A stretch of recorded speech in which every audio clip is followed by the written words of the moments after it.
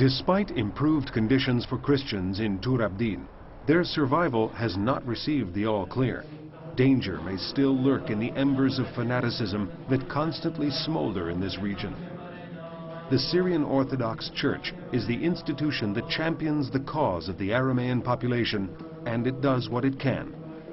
The role of protector and guardian is delegated to the parishes and to the few remaining monasteries, the real strongholds of Tur Abdin's Christian fabric.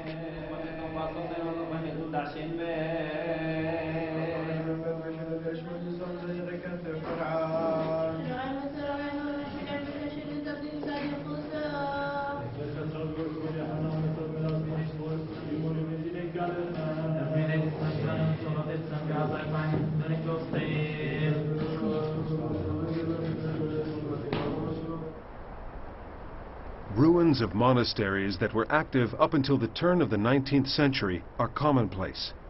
Among the still functioning monasteries are two that are especially important. Deir az-Zafaran, the Saffron Monastery, lies southeast of Mardin, the largest city in this Turkish province. The name comes from the color of the local stone. Built in 493 AD, Deir az-Zafaran was considered the citadel of the Aramean Christians of Tur Abdin. For almost 800 years, from 1160 to 1920, it was the seat of the Syrian Orthodox Patriarchate that is now located in Damascus.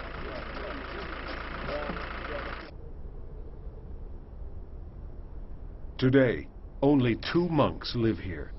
With the help of a handful of lay volunteers, they run a school for orphans and tend to the religious needs of the local congregation.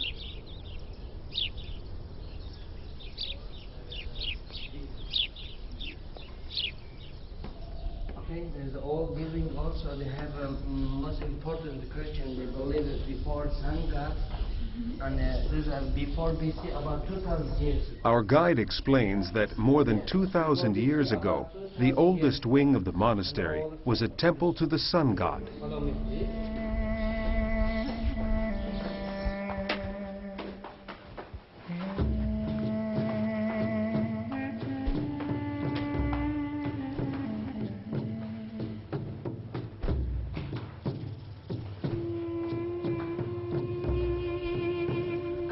Come in, don't worry, come in.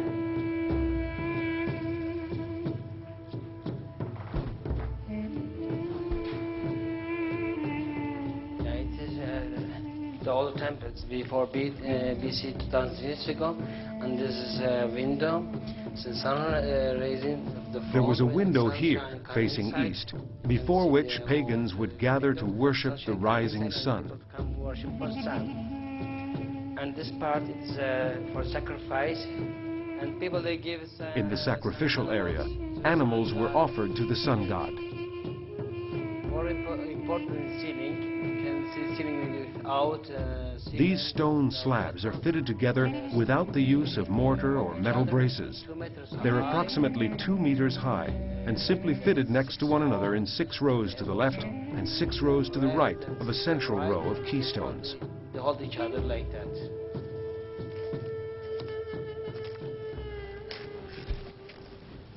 These doors are 300 years old. The doors of the crypt that houses the tombs of the patriarchs are 300 years old.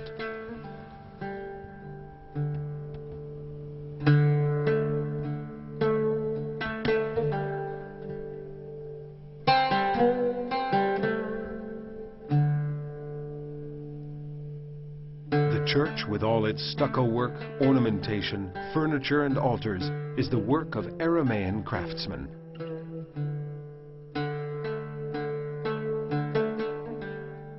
The Patriarch's throne used to be in Antioch. On the back, starting from the middle, are the names of all the patriarchs that have succeeded each other through the centuries, from St. Peter to the present day.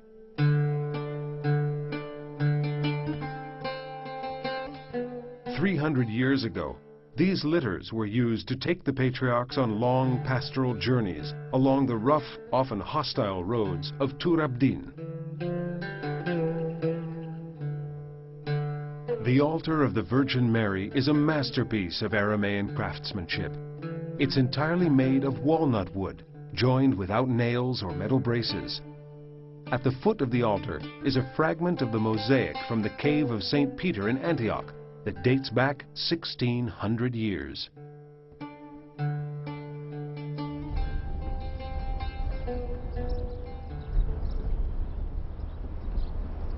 The time has come to say goodbye, but first our host has something to show us before we leave. Look, down is Syria, Damascus, Patriarch. And those were monasteries. Mor Yaakov, Virgin Mary, destroyed by the enemies of our faith because religion hatred.